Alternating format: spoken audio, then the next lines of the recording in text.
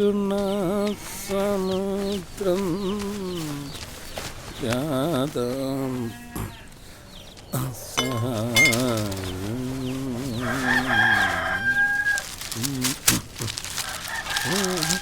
നീ ഇറങ്ങി വരുന്നുണ്ടാ? കൊറേ സമയമല്ലോ. വരുന്നപ്പാ, ആടെ നിക്കി.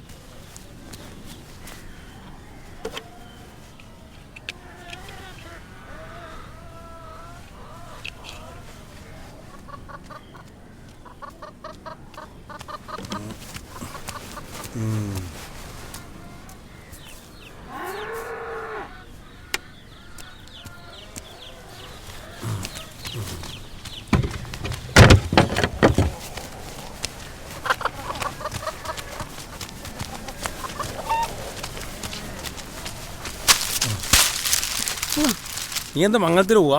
ആളുകൾ കൂടെ നേടല്ലപ്പാ. പിന്നെ ഓർക്കൊക്കെ നിന്നെ നോക്കല്ലേ പണി. മോന്തിക്കോളൊരു ഒരുങ്ങല്. ആളുകൾ വരുന്നത് കഥകളി കാണാനാണ്, നിന്റെ പങ്ക് കാണാനല്ല. നടന്നേ.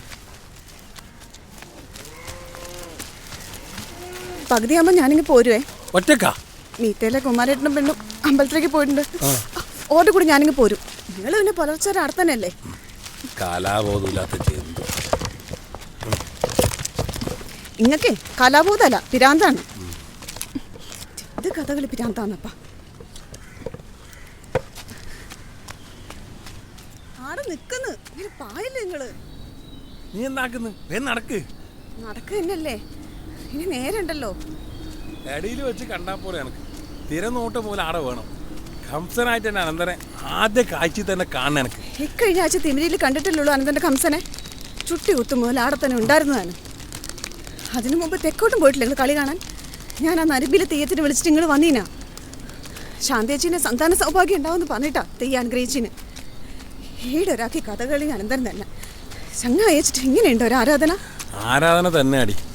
അതെന്റെ ചെങ്ങായോണ്ട് മാത്രല്ല, കംസനായിട്ട് ഓൻ്റെ അത്ര മികച്ച ഒരാളെ ഈ ഇടയ്ക്ക് കണ്ടിട്ടുണ്ടാ?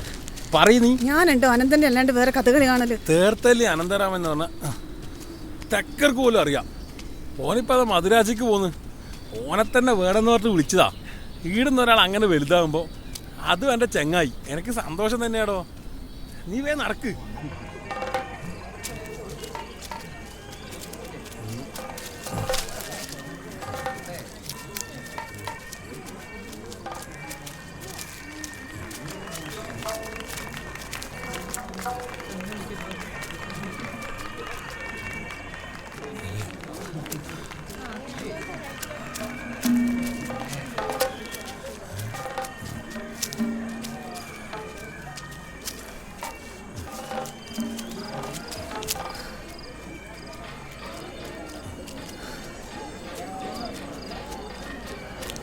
വൈകിനെ ആരാ ചേച്ചി? ഞങ്ങൾ തീരെ നിൽക്കൂലേ. നിങ്ങൾ പോകുമ്പോ എന്നെ കൂടെ കൂട്ടിക്കോളൂ. രാഘവൻ പുലർച്ചയാവൂല്ലേ? ഓരക്ക് കളിപ്രാന്തല്ലേ, എനിക്കിതൊന്നും തിരിയൂല. വാ.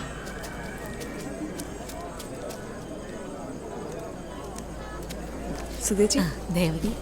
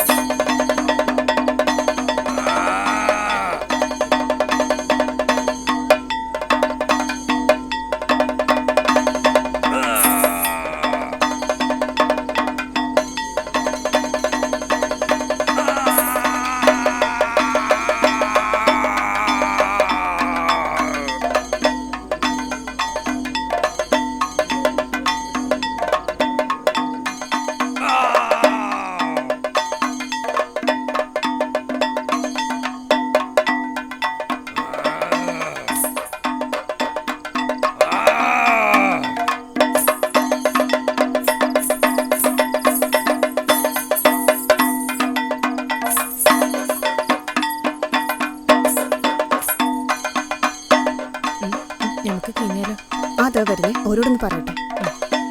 അതെ രമേച്ചി പോവാന്ന്, ഞാൻ ഒപ്പരം പോട്ടെ? പോവാ, ഞാൻ പോന്നേ.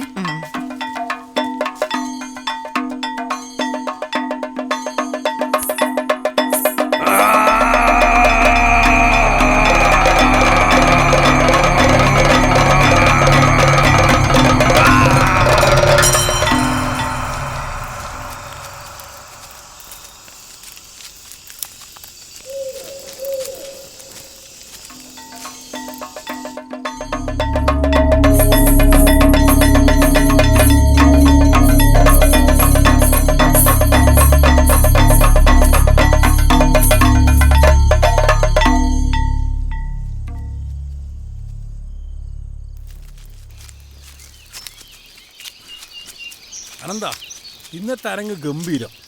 ഞാനിതുവരെ നിന്നിങ്ങനെ കണ്ടിട്ട. ഓരോ കളിയിലും നീ നമ്മൾ അത്ഭുതപ്പെടുത്തി കൊണ്ടുവയ്ക്കുകയാണ്. ആ ദേവഗിരി മൂന്നാമത്തെ കുഞ്ഞിനാ നീ കയ്യിലെടുത്ത് തച്ചില്ലേ, എൻ്റെ ഉള്ളിൽ നിന്നൊരു കാളല്. ഞാനാകെ പേടിച്ചുപോയി. ആടില്ല, എല്ലാവരും പേടിച്ചിരുന്നു. അല്ലേ എങ്ങായി, നീയാടെ ഈ ബേജാറ് പിടിച്ചിട്ട് പോകുന്നു? ഈ ചായ പോലെ അയക്കാൻ സമയം കിട്ടിയിട്ടാ? കളി കഴിഞ്ഞ് അണിയറയിൽ വന്നവരോട് നീ ഒന്നും മിണ്ടിയിട്ട് പോലുമില്ല. ആലക്കാട്ടെ ശശിധരൻ വന്നിനി, നീ അവനെ കണ്ടിനാ? ഏടക്കാ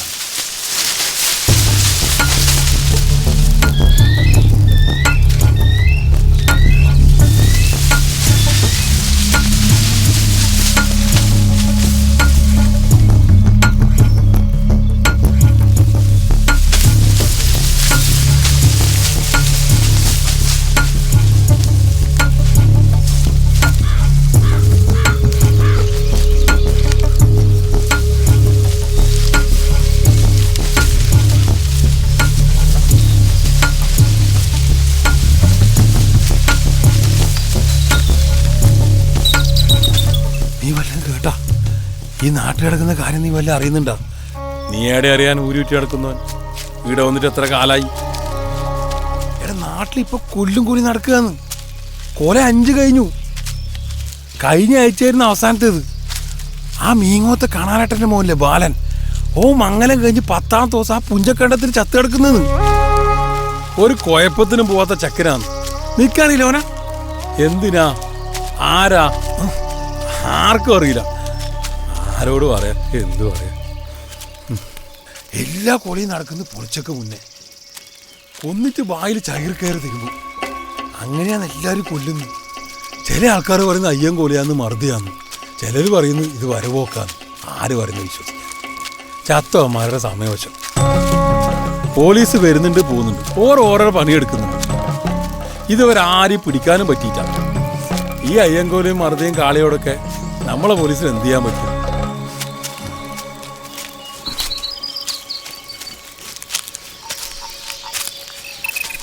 മനസ്സമാനത്തോട് പുറത്തിറങ്ങാൻ പറ്റാത്ത അവസ്ഥ.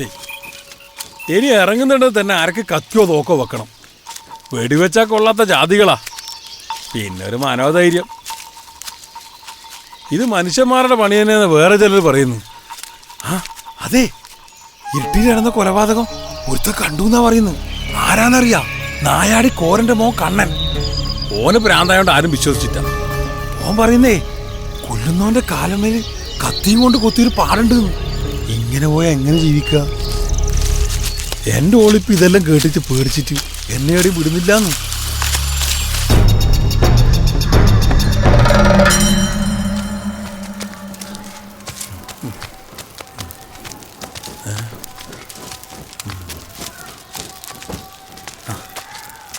വിളിച്ചായല്ലോ, ഇനി ചൂട്ടിൻ്റെ ആവശ്യമില്ല.